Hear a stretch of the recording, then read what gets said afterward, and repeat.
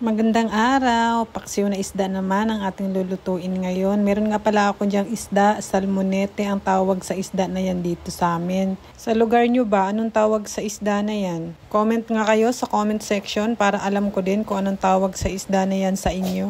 Maraming salamat. Ganito lang pala ang pamamaraan ko sa pagluluto ng paksiw. Pinagsasama-sama ko lang lahat ng sangkap, kagaya ng sibuyas, bawang, luya, paminta, at asin. Naglagay rin pala ako ng kaunting magic sarap. Saka ko ngayon isunod ang suka. Suka lang pala ang pinangsasabaw ko. Ang gusto ko kasi sa paksiw, yung nanunuot talaga ang asim sa laman ng isda.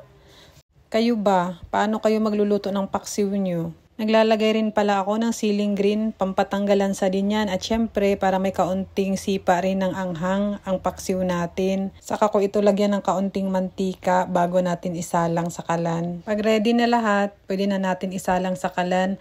Hantayin natin kumulo hanggang sa maluto ang isda. Tikman na rin natin pag okay na sa atin yung timpla.